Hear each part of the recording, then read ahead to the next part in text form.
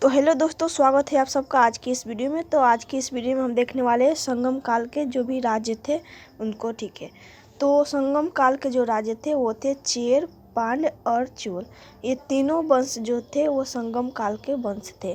तो हमने पिछली वीडियो में देखा था संगम काल को, तो एक बार उसको भी रिवाइज कर लेते हैं। ओके, संगम काल में हमने देखा था सबसे पहले कि 100 से लेकर 250 ईस्वी के जो बीच का समय है उसको संगम काल बोला जाता है। ठीक है, फिर देखा था हम लोगों ने कि इतिहास में 3 संगमों का वर्णन मिलता है, जो कि प्रथम संगम जो हुआ था वो दक्षिण मथुरा में हुआ था और इसमें 89 राजाओं ने भाग लिया था। ओके, फिर द्वितीय संगम में देखा था हम लोगों ने कि ये कपाटपुरम में हुआ था और इसमें 59 राजाओं ने भाग लिया था।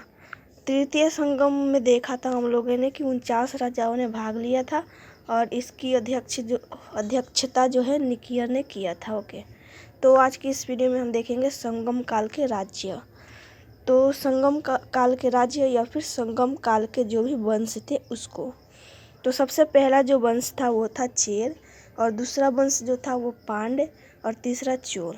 तो ये तीनों वंश को हम एक एक करके देखेंगे। तो आज की इस वीडियो में हम चेर वंश को देख लेते हैं। ओके, तो चलिए वीडियो में हम चेर वंश को देखते हैं। तो चेर वंश का इतिहास जानने के लिए जो पहला पॉइंट है हमें ये मिलता है कि संगम काल के वंश में सबसे प्राचीन वंश ये था, यानी कि चेर वंश जो था वो संगम कालीन सबसे प्राचीन वंश था। कौन? तो चेर वंश। यहाँ पे चेर होगा। ठीक है, चेर वंश का अर्थ होता है, यानी कि चेर वंश का नहीं, चेर का अर्थ होता है पर्वतीय देश। ठीक है, या फिर पर्वतीय क्षेत्र। ऐत्रेय ब्राह्मण ग्रंथ में इसे चेरा पद भी कहा जाता है, यानी कि चेर वंश को ऐत्रेय ब्राह्मण ग्रंथ में चेरा पद के नाम से भी जाना जाता है। ओके, अगला पॉइंट है कि अशोक के द्वितीय शिलालेख में इसे केरल पुत्र कहा गया है। जो चेर थे उन्हें केरल पुत्र के नाम से, जो अशोक के शिलालेख है द्वितीय शिलालेख, उसमें इस चेर वंश को बोला गया है।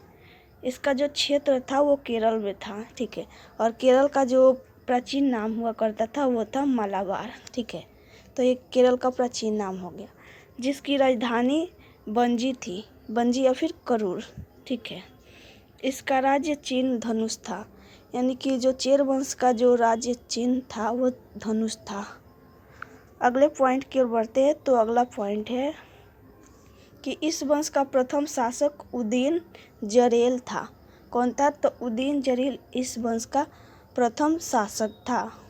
ऐसा मान्यता है कि उदयन जरेल ने महाभारत युद्ध के सैनिकों को भोज करवाया था, और ऐसी बहुत सारे इतिहासकारों की मान्यता है कि जो उदयन जरेल जो था वो महाभारत में हुए युद्ध के जो सैनिक थे उन्हें भोज करवाया था। ओके, और अगला पॉइंट की ओर बढ़ते हैं। तो अगला पॉइंट है हमारा कि इस वंश का अगला शासक सेनगुटवन था। कौन?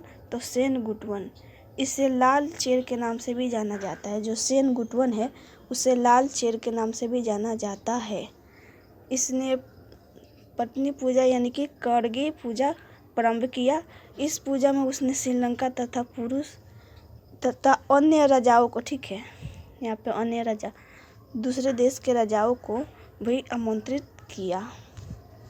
अगला पॉइंट की ओर बढ़ते हैं। अगला पॉइंट है हमारा कि इस वंश का अगला शासक आदिगमन था। कौन था? तो आदिगमन। ठीक है, जिसने यहाँ पे गन्ने होगा। ठीक है, गन्ना की खेती प्रारंभ की। ठीक है,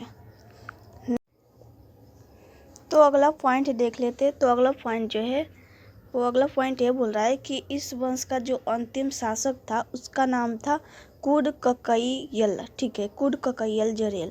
क्या नाम था? तो कुडककैयल जरेल। आई थिंक ये नाम जो है थोड़ा डिफ़िकल्ट है ना, मुझे भी बोलने में थोड़ा डिफ़िकल्ट लग रहा है। जिसे हाथी की आँख वाला भी कहा जाता है, और इस कुडककैयल को जो कुडककैयल जरेल जो था इसे हाथी की आँख वाला भी बोला जाता था। इसी शासक के समय, यानी कि ये जो है कुडककैयल, इसी शासक के समय पेरून जरेल, ठीक है, पेरून जरेल जो था वो पीर पोरई विद्वान का संरक्षक था और इसी शासक के समय जो पेरून जरेल जो था वो पीर फोरई विद्वानों का संरक्षक था। ठीक है, अगला पॉइंट जो है वो ये है कि दूसरी सदी के अंत में, ठीक है, यानी कि लगभग 190 ईस्वी के अंत में चेर वंश का पतन हो गया। ठीक है, और चेर वंश पूरी तरह से समाप्त हो गया। तो चेर वंश का वीडियो यहाँ पर समाप्त होता है। तो अगली वीडियो में हम देखेंगे चोल वंश को। ठीक है, अगर वीडियो अच्छी लगी हो तो लाइक शेयर सब्सक्राइब जरूर कर दें।